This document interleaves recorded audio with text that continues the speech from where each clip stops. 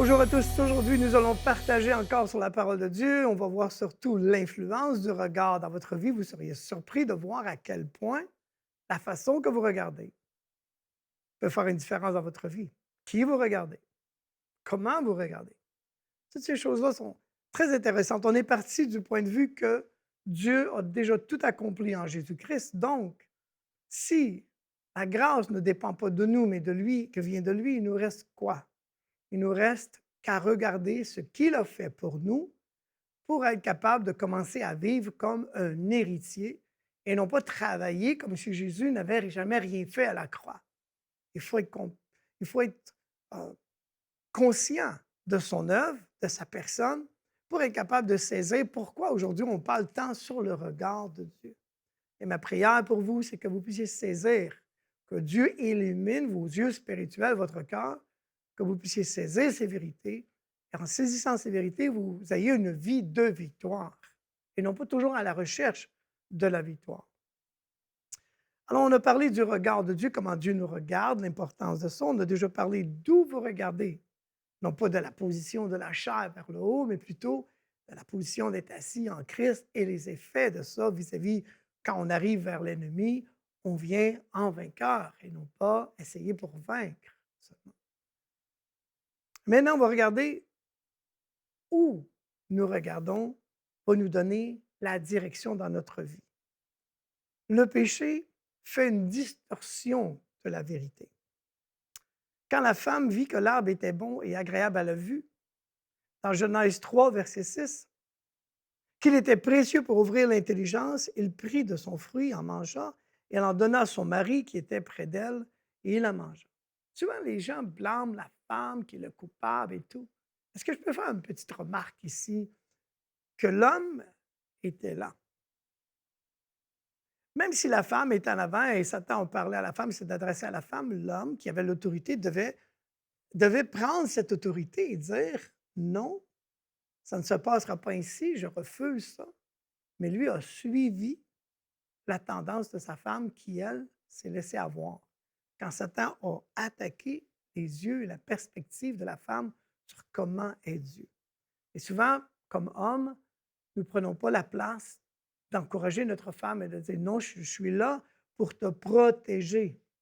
Non pas te condamner, mais te protéger, te garder et faire ce travail-là. Enfin, ce n'est pas le sujet aujourd'hui.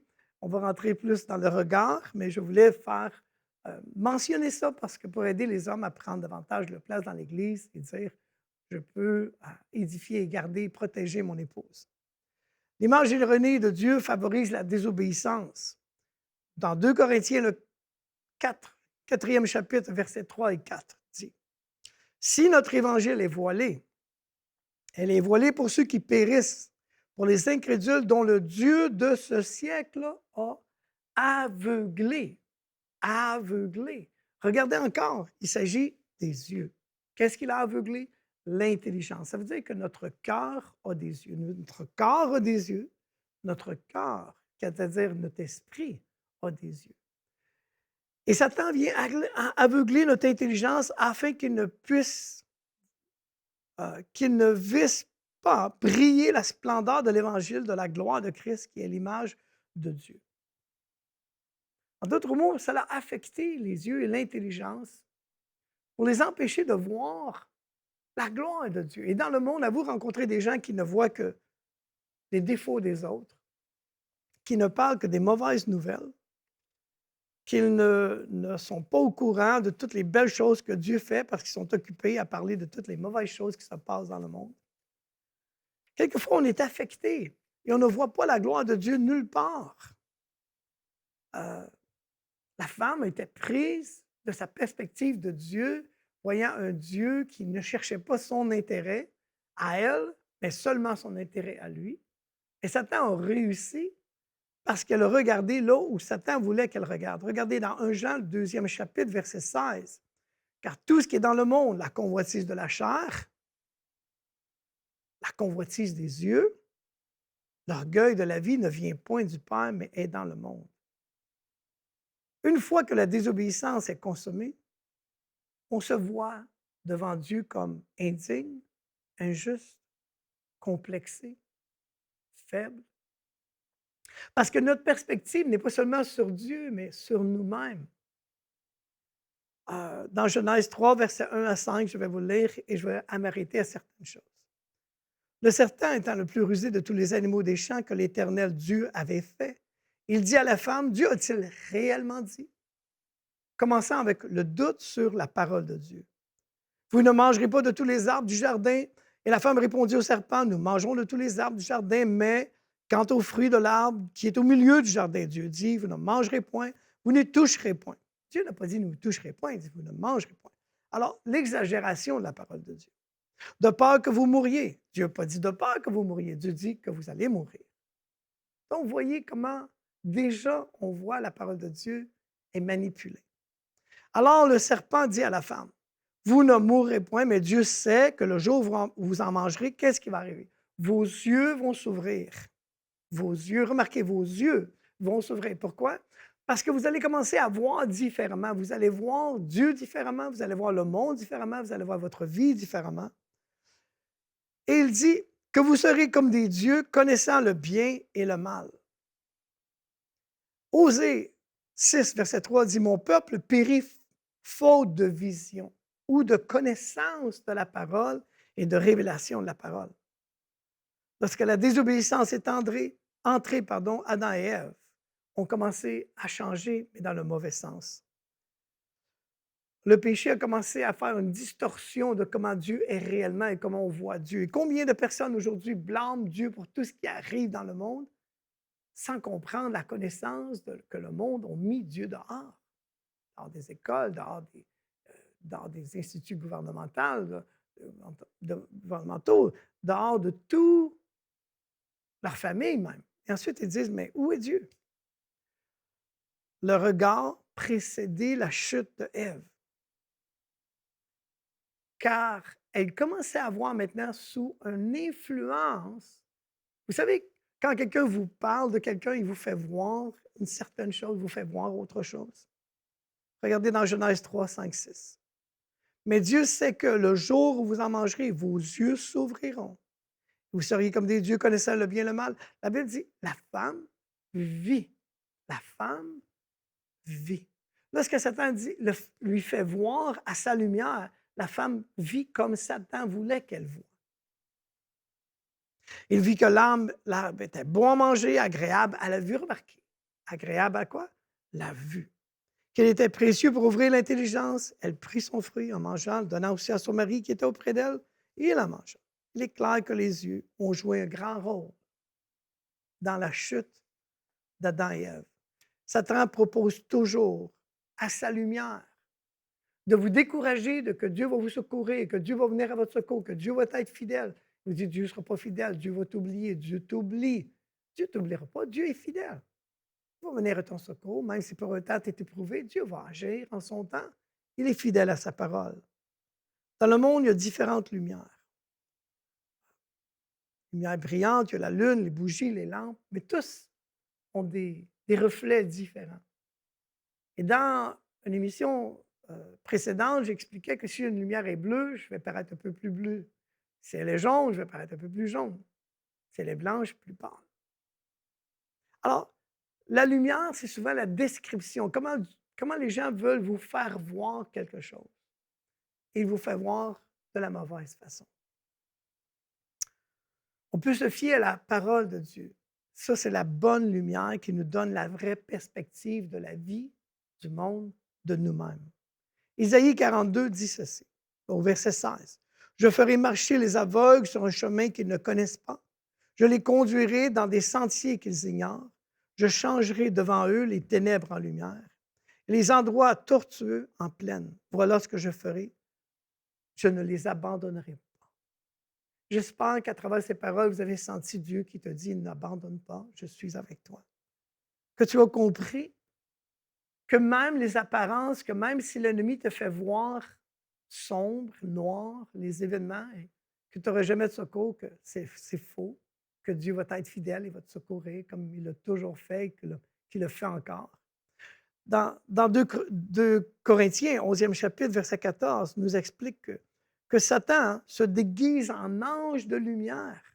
Il a sa lumière. Il fait voir les gens comme comme lui, il veut. C'est pour ça que vous entendez des fois des gens qui parlent contre d'autres personnes, qui murmurent contre d'autres personnes, et des fois vous font changer d'opinion sur certaines personnes à cause que vous avez entendu quelque chose qui souvent est complètement faux.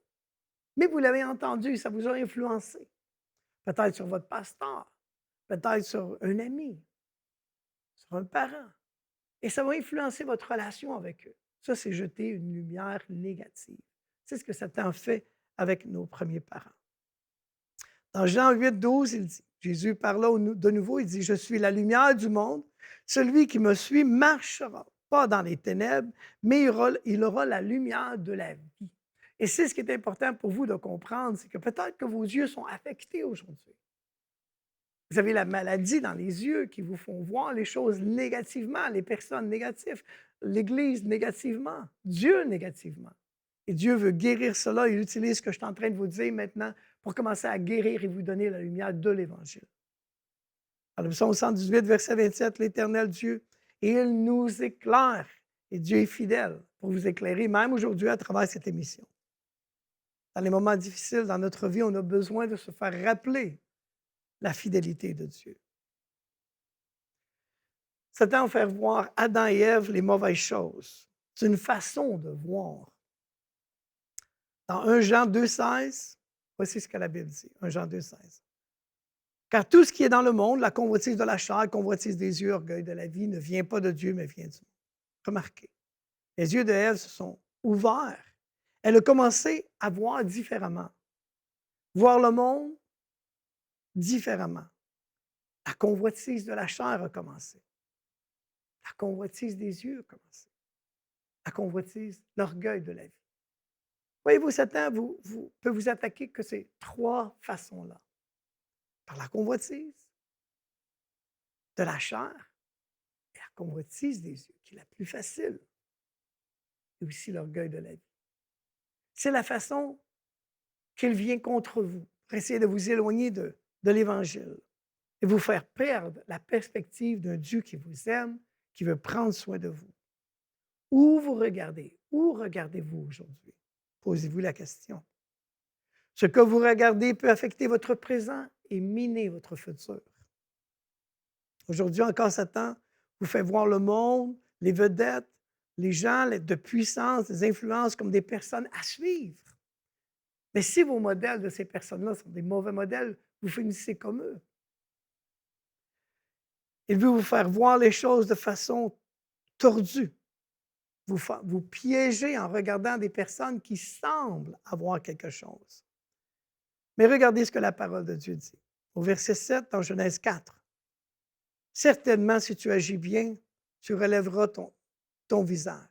Si tu agis mal, le péché couche à ta porte et ses désirs se portent vers toi, mais toi, domine sur lui. Il dit, tu vas relever ton visage. Quand quelqu'un agit mal, il regarde par terre. Dieu dit, relève ton visage, regarde à moi. Si tu as manqué, tu as failli, tiens à Jésus de cette manière, regarde à lui. Il va être fidèle pour répondre à tes prières. Dans Ecclésiaste 11, verset 9, il dit, un jeune homme, réjouis-toi dans ta jeunesse. Livre ton cœur à la joie pendant les jours de ta jeunesse. Marche dans la voie de ton cœur selon les regards de tes yeux. Mais sache que pour tout cela, Dieu t'appellera en jugement. Il dit, quand quelqu'un suit ses yeux et il suit ses convoitises, Dieu ne l'empêche pas, mais Dieu lui rappelle qu'il y a un jugement, il y a un prix à payer. Allons plus loin, où Dieu nous enseigne la relation du cœur et des yeux, parce que regardez l'histoire de David, par exemple, dans 2 Samuel, le 11e chapitre, verset 2. Un soir, David se leva de sa couche et comme il se promenait sur le toit de la maison royale, il aperçut de là une femme qui se baignait, qui était très belle de figure. David n'était pas en guerre, il avait resté à la maison. Et c'est là que l'ennemi est venu. Et qu'est-ce que l'ennemi a utilisé? Ses yeux. L'ennemi a utilisé ses yeux. Est-ce que l'ennemi utilise tes yeux à travers la télévision, à travers l'Internet, à travers les pornographies, toutes les choses que tu peux voir partout, les images qu'on trouve, la convoitise des yeux? Peut-être que Dieu est en train de te parler aujourd'hui pour te faire réaliser que C'est un des pièges, un des instruments que l'ennemi utilise et qu'il faut reprendre contrôle de où tu vas regarder. Et finalement, c'est parce que tu regardes à la mauvaise place que tu es affecté, que tu vis toutes ces choses-là. Et vous connaissez l'histoire de David qui, à cause de cela, est tombé dans l'adultère et à cause de ça, le péché est entré. Là, et toutes sortes de complications et de problèmes sont rentrés dans sa vie.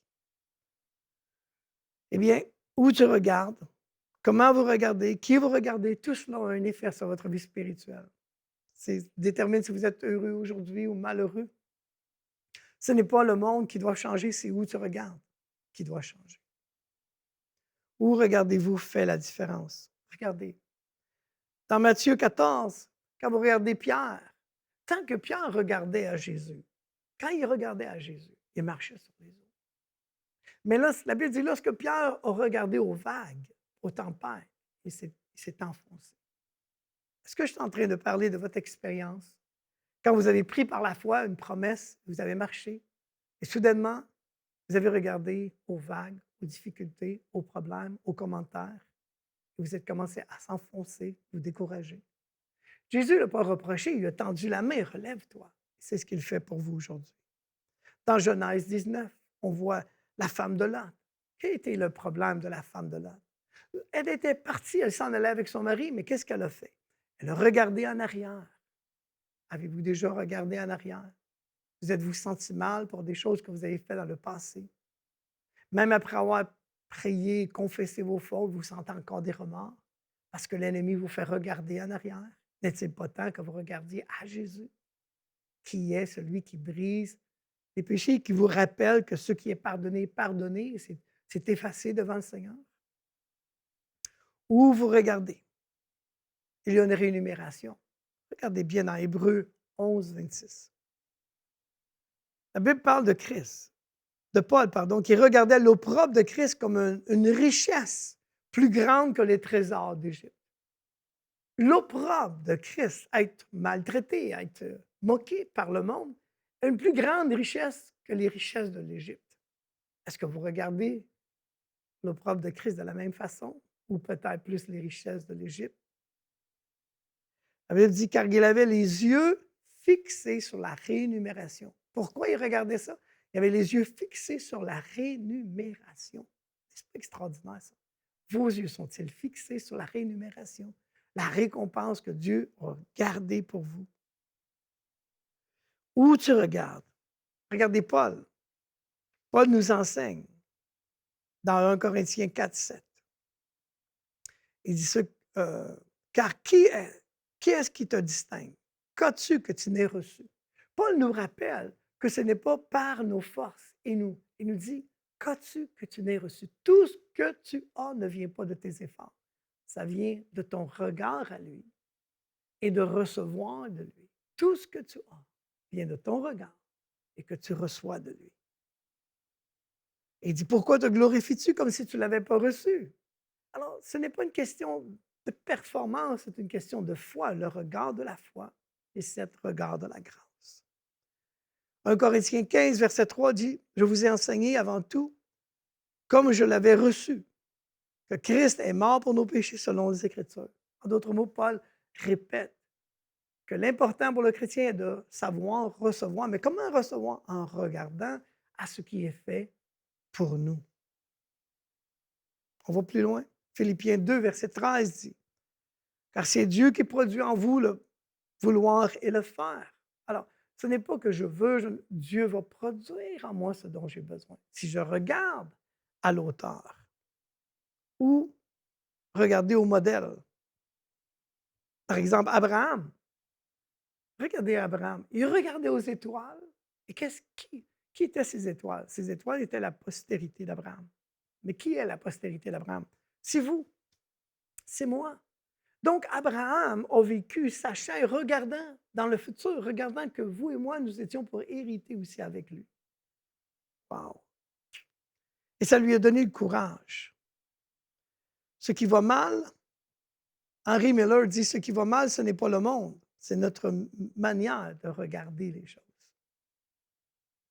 Si on prend, dans l'Ancien Testament, il disait toujours, par exemple, de regarder au temple et d'adorer avant d'aller à la bataille.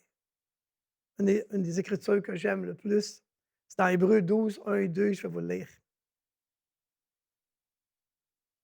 Nous donc aussi, puisque nous sommes environnés d'un si grand nuée de témoins, rejetons tout fardeau et le péché qui nous enveloppe si facilement.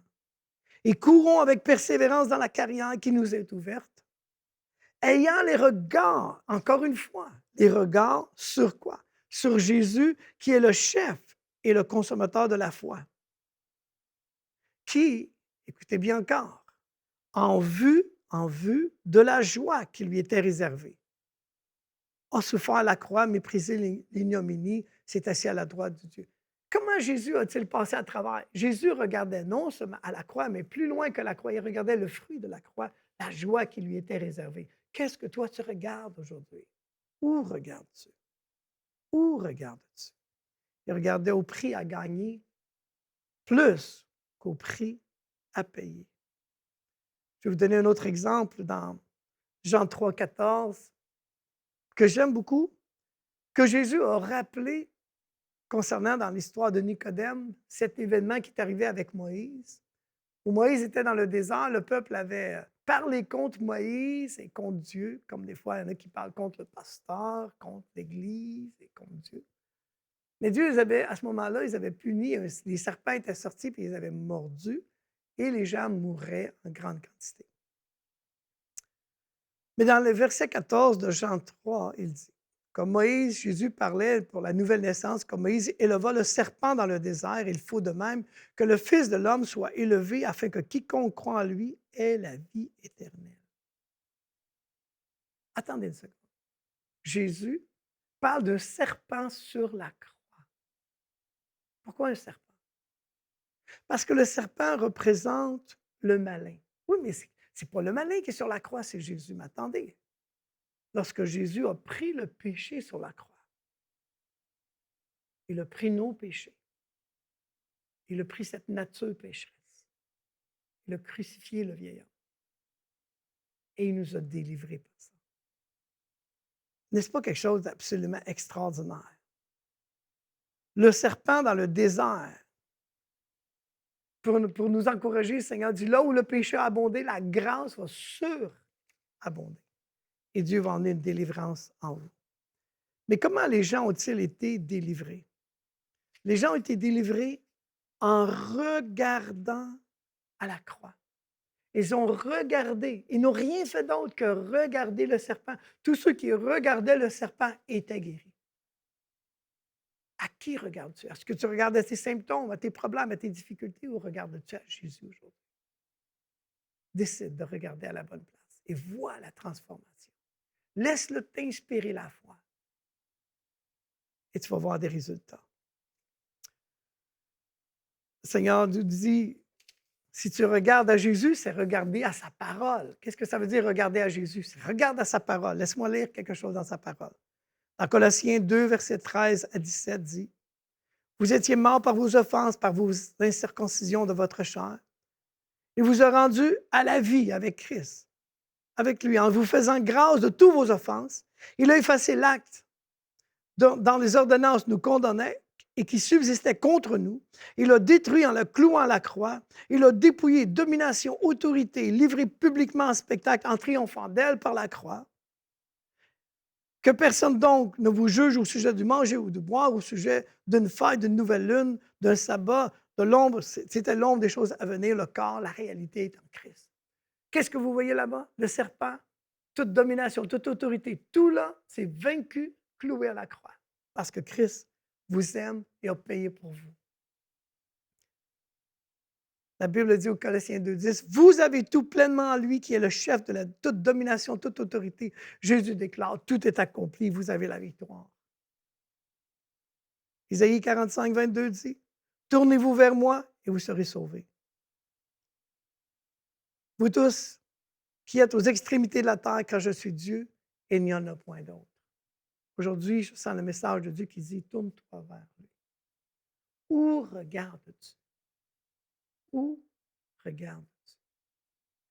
Si tu regardes à la bonne place, si tu regardes à toi-même, tu vas être découragé.